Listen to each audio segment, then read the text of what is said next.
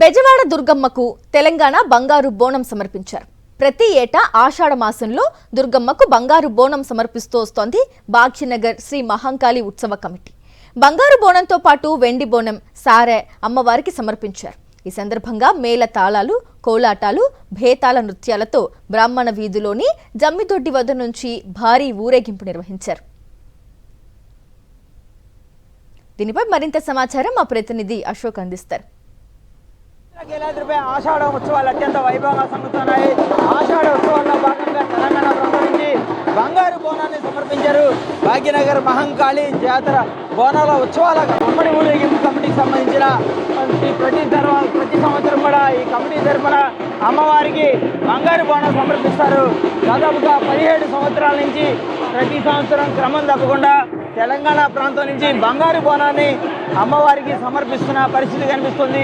ప్రతి సంవత్సరం కూడా ఇలాగే బోనం సమర్పిస్తారు. మనతో పాటు మాట్లాడేందుకు ఏదైతే ఉమ్మడి దేవాలయాల కమిటీకి సంబంధించి చైర్మన్ ఈసారి అమ్మవారికి 17 ఏళ్ళ నుంచి అమ్మవారికి బోనం సమర్పిస్తున్నారు. ఎలా ఉంది ఈసారి?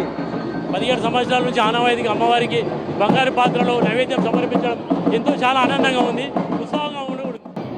దాదాపు 2000 మంది పాత బస్తీ నుంచి వచ్చి ఇంద్రకీలాది మీద అమ్మవారి బోనం సమర్పించి బయలుదేరుతారు. ప్రతి సంవత్సరం అమ్మవారికి బంగారు బోనం సమర్పించే అవకాశం దక్కింది. ఎలా ఉంది మీకు? అమ్మ దయ ఉంటే అన్నీ ఉన్నాడు కాబట్టి ఈ అవకాశం దొరకడం ఏదో జన్మన చేసుకోవడం పుణ్యం కాబట్టి ఈ అమ్మవారికి నైవేద్యం పెట్టే అవకాశం మాకు కల్పించింది. ఈసారి చూస్తే వర్షాలు చాలా తక్కువగా ఉన్నాయి తెలంగాణలో కానీ ఆంధ్రాలో కానీ.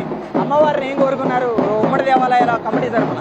ఉమ్మడి దేవాలయాల తరఫు నుంచి ఇప్పుడైతే 16 జూలైకి ఆషాఢ మాసం స్టార్ట్ అయిందో ఆ రోజు అమ్మవారి తొలి బోనము జగమదెప్పుడు తీసుకెళ్ళాము. ఆ రోజు వర్షం స్టార్ట్ అయింది. ఈ రోజు కూడా ఇంద్రకీలాది వారి అమ్మవారికి బోనం సమర్పించడానికి ఇక్కడ కూడా గ్యారెంటీగా వర్షం పడుతుంది. మరికొంతమంది ఉన్నారు సార్. ప్రతి ఏడాది కూడా బంగారు బోనం సమర్పిస్తున్న తెలంగాణ ప్రాంతం నుంచి ఎలా ఉంది? అక్కడ ఎందుకంటే ఘనంగా బోనాలు జరుగుతుంటాయి, ఇక్కడ కూడా ఎట్లా ఉంది? చాలా ఘనంగా ఉన్నది. ఇది గత 2010 సంవత్సరం నుంచి ఒక బోనాల ఉత్సవాలని తీసుకురావడం జరుగుతుంది.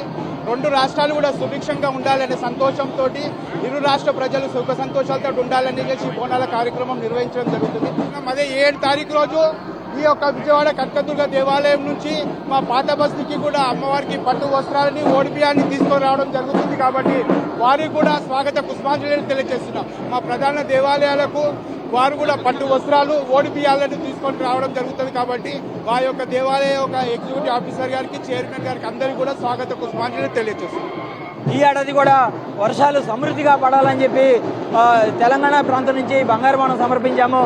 ఈసారి ఎల్నినో ప్రభావం ఉంది కాబట్టి వర్షాలు సమృద్ధిగా పడాలి, 2 తెలుగు రాష్ట్రాల ప్రజలంతా కూడా సుఖ సంతోషంగా ఉండాలని బంగారు బోనం సమర్పించిన ఏదైతే కమిటీ ఉందో వారు కూడా కోరుకున్న పరిస్థితి కనిపిస్తుంది. కెమెరా పర్సన్ సంతోష్తో అశోక్, సాక్షి టీవీ, విజయవాడ.